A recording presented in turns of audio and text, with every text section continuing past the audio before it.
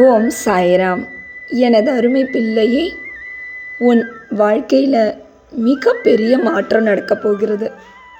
ஆனால் நீ என்னவோ எதையோ சிந்திச்ச வண்ணமே இருக்க. ஞாபகம் வைத்துக்கொள், இந்த மாற்றம் உன் வாழ்க்கையை தலைகீழாக மாற்றப் போகிறது. அதுவும் இன்னும் சில நாட்களில் நீ அடுத்த அத்தியாயத்தில் நுழையப் போகிறாய். ஆம், இது நான் உனக்கு ஏற்படுத்தி தரப்போகிற மறுவாழ்வு, கடவுளால் ஏற்படுத்தப்பட்ட புது வாழ்வு. இந்த வாழ்வு முன்பு நீ அழுது புரண்டு கொண்டிருந்ததை மெய்மறந்து போகும் அளவிற்கு நீயும் உன் குடும்பமும் சந்தோஷமாக வாழ்வீர்கள். எப்படியெல்லாம் நீ வாழணும்னு திட்டம் தீட்டி வச்சிருந்தியோ அப்படியே உன்னோட வாழ்வும் மலரத்தான் போகுது. ஆம், மாற்றத்திற்கு நீ தயாராக இருக்க வேண்டாமா?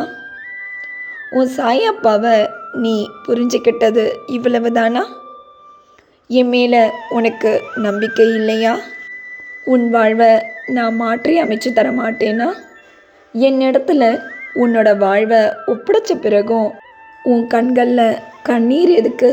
உன்னோட கண்ணீர் அனைத்திற்கும், உன்னோட பிரார்த்தனை அனைத்துக்கும் பதில் கிடைக்கிற நாள் வந்தாச்சு. நான் உனக்கு தந்த வேலையிலிருந்து நீ தற்போது நிகழும் சூழ்நிலையை கண்டு பயந்து நீயாக ஏதோ முடிவெடுக்கிறேன்னு அதை விட்டுடாத. நீ ரகசியமாக யாரும் அறியாமல் செஞ்சு வரும் இந்த வேலை தான் உன்னோட வாழ்க்கையே மாற்றப்போகுது. உன்னை முன்னேற்றுவதற்கான சாவியை கொடுத்துட்டேன். இனி எல்லாமே உன்னோட பொறுப்பு தான். உன்னோட திறமைகளை வளர்த்துக்கொள். புதிதாக நிறைய சிந்தனைகள் செய். உன் சிந்தனையை மிகப்படுத்து. மாற்றங்கள் தினம் ஒவ்வொரு நொடியும் தொடரும். இந்த மாற்றம் உனக்கு அச்சத்தை கூட ஏற்படுத்தலாம். பல மோசமான சூழ்நிலைகளை நீ கடந்தாதான் உன்னோட வாழ்வையே நீ மாற்ற முடியும். இவை தாண்டாமல் எதுவுமே மாறாது. எது வந்தாலும் ஏற்றுக்கொள். உன் பொறுப்புகளை தட்டி கழிக்காத. உன் பொறுப்பை உன் பின்னாலே இருந்து சுமக்கிறது நான் தாங்கிறத புரிஞ்சிக்க. இந்த பிரபஞ்சத்தை சாட்சியாக வச்சு நீ இந்த மோசமான சூழ்நிலையில் இருந்து நிச்சயம் வெளிவந்தே தீருவேன்னு உறுதியாக முடிவெடு.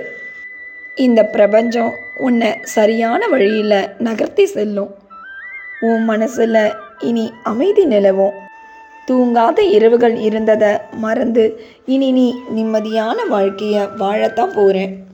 உன் உடல் ஆரோக்கியம், உன்னோட குடும்பம், உன் குடும்ப பொருளாதார முன்னேற்றம் என எல்லாமே நிம்மதி சூழலுக்கு மாறப்போகிறது. என்ன சாயப்பா, பொய்தானே சொல்கிறீர்கள் என்று என் பிள்ளைகள் என்னை கேட்பது எனக்கு கேட்காமல் எப்படி இருக்கும்? நான் தான் உங்களுக்குள்ளே இருந்து உங்களோட மனசை தினம் படிச்சுக்கிட்டு இருக்கேனே. பெரும் மாற்றத்திற்கு தயாராகு. எல்லாவற்றையும் தாங்கி கொண்டு கடந்து போ. உன் கையை நான் பற்றி கொண்டிருக்கிறேன் என்பதை மறவாத. நான் ஒருவன் உன்னோட இல்லைன்னா உன்னோட வாழ்வு என்றோ முடிந்திருக்கும்.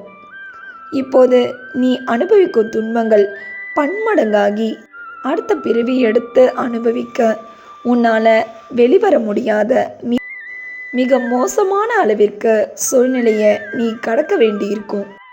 அதனால் இப்பொழுதே இந்த பிறவிலேயே எல்லாவற்றையும், எல்லா கெட்ட கர்மாக்களையும் முடிச்சிடு. எல்லா சந்தோஷங்களையும் நான் உனக்கு அள்ளித்தர காத்துக்கிட்டு இருக்கேன்.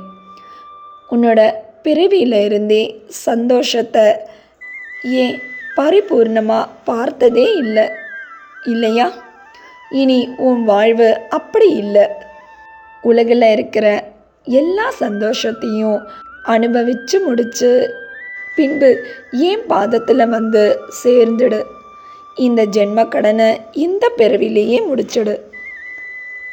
இந்த கடைசி காலம் மிக கொடுமையானது தான்.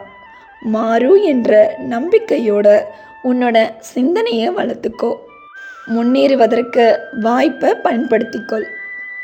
நான் உன் பிரார்த்தனை அனைத்தையும் தினமும் கேட்டுக்கொண்டு தான் இருக்கேன்.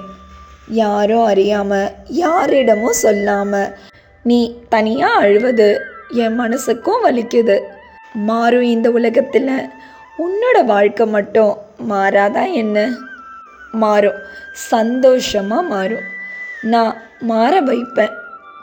அதற்காகத்தானே நீயே வேண்டாம்னாலும் உன்னையே சுற்றி சுற்றி வருகிறேன். பொறுமையோட இரு, நிதானத்தோட செயல்படு. நீ பக்குவம் அடைய வேண்டிய காலம் இது.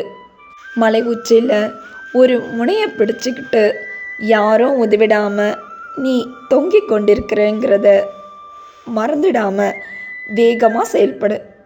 உனது செயலில் வெற்றிங்கிற கனியை பறிச்சிடலாங்கிற நம்பிக்கையோட வேகமாக, அதுவும் நாம் இருவரும் சேர்ந்து 7 7 7 இந்த பிரபஞ்ச சக்தி வாய்ந்த என்ன தொட்டு தானே என்னோட இந்த தெய்வ வாக்கை கேட்க வந்த. இன்று உன்னோட பிரார்த்தனைக்கு செவி சாய்ச்சு உன்னோட வாழ்க்கையே புரட்டி போடுற அளவுக்கு இன்று ஒரு அதிசயத்தை உன்னோட வாழ்க்கையில் நிகழ்த்த போகிறேன். நீயும் உன் குடும்பமும் சந்தோஷமாக வாழ்வீர்களாக. இன்றும் என்றும் என்றென்றும் உன் சாயப்பா உன் அருகில். வாழ்க வையகம், வாழ்க வளமுடன். ஜெய் சாய்ராம்.